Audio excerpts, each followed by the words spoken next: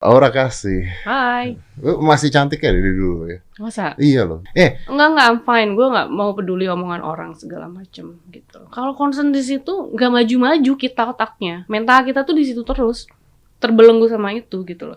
Dan gue selalu diajarin sama kita punya guru ngaji lah, guru spiritual selalu ngomong mental tuh harus di atas soal. Mental harus di atas soal. Oke. Jadi lu jangan fokus di masalahnya, akhirnya mental kita drop. Kan biasa orang gitu, fokus di masalah, mentalnya yang drop kan. Nah kita balik gitu loh. Jadi masalahnya jangan dipikirin, mental kita yang harus tetap di atas. Kalau gue mental gue drop, mungkin gue juga udah takut-takut biarin jadi aku udah nggak butuh pengakuan orang lagi. Gue kemana-mana pakai swallow ya bodo amat gitu. Aku juga selalu diajarin sama guru ngaji aku tuh harus stay in the middle gitu. Oke. Harus tetap di tengah-tengah, segala sesuatu harus tetap di tengah-tengah. Jadi punya duit 500 juta sama nggak punya duit 500 juta.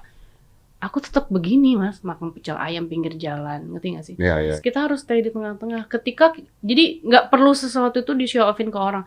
Jadi di mana kita lagi susah, orang nggak tahu tuh orang susah apa nggak. Kita lagi banyak duit kan nggak, orang nggak tahu juga.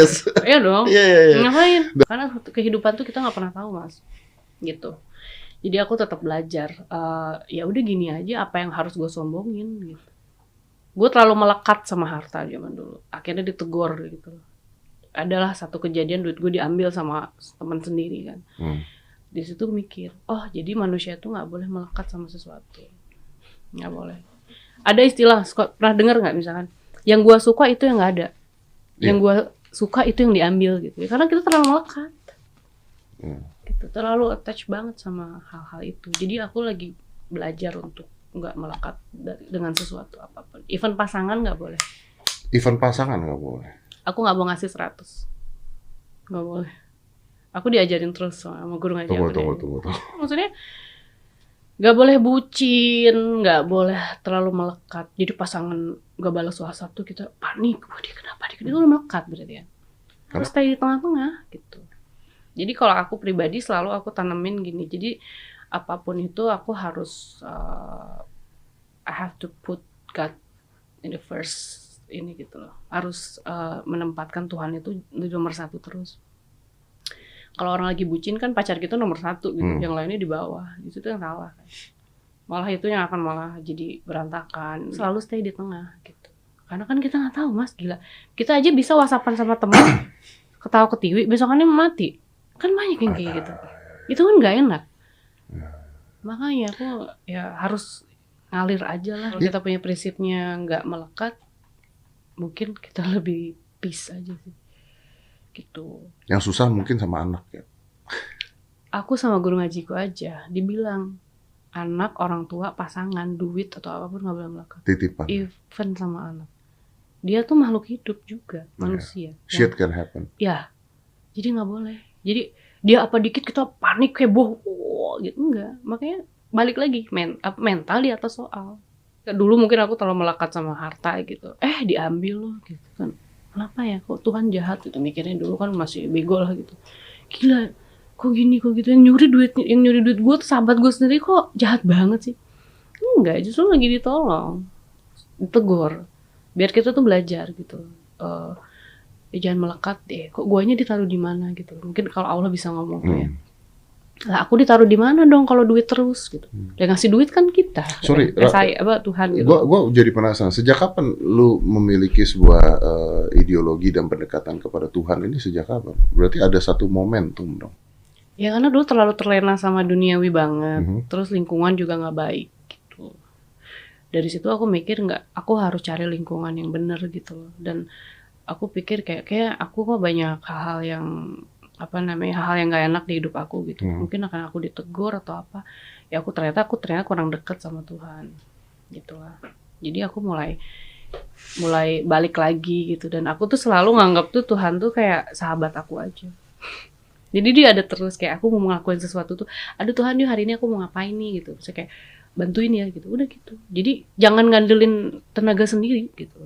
Itulah sistem yang dibilang something bigger than that yang sebenarnya bisa bantu lo. Dulu aku sangat khawatir sama masa depan. Iya, makanya. Selalu terjebak di masa lalu. Nggak bergerak.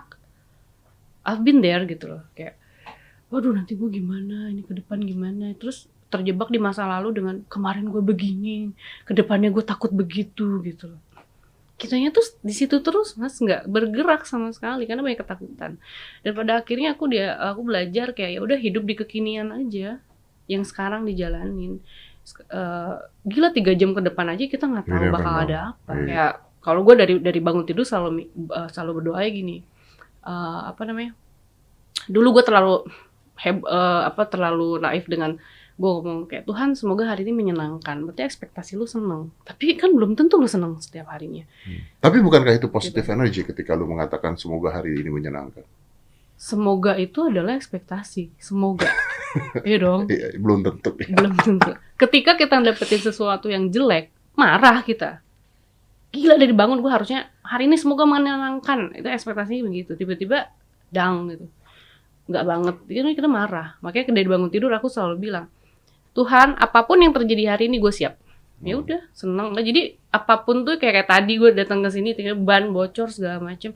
Gue naik taksi, gue nggak ngeluh.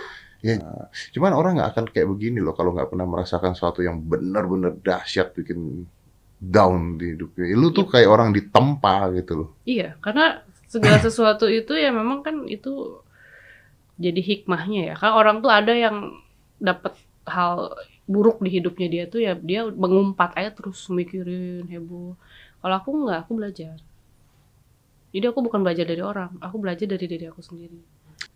Hidup itu kan cuma ikhtiar sama pasrah aja. Itu menurut aku hidup tuh paling simpel tuh kayak gitu. And does that make you happy? Yes. Happiness tuh sebenarnya bisa diciptain sendiri. Kitanya harus hari ke hari harus belajar terus memahami diri sendiri. Sebenarnya itu. That's amazing. Wow. Lebih asik kan? Asik. You know what? Gua nggak nyangka kalau gua ngobrol sama lu, it's gonna be very deep like this, and it is very deep. Aku masih belajar. Aku juga seneng ngomong kayak gini. Yeah, it's very deep. Jam ini kita ngobrol, gua kenal lu jauh lebih dalam lagi, dan ini kayaknya karakter Aura yang mungkin orang-orang nggak tahu gitu, cara pemikirannya, cara apanya. Mungkin. Yang netizen nggak tahu ya. Yang netizen aneh ya? Gokil. Bentuknya begini tapi aneh gitu. Yeah. That is interesting. Kan nggak perlu harus berhijab mas ngomong kayak gitu. Yeah. It's just fashion aja kan, gue suka celana pendek, baju agak seksi, itu fashion gue aja. Yeah. Tapi kan di sini sebenarnya, ya kan? Yeah. Well, it's a pleasure talking to you. Thank you. Thank you. Am I? Yeah.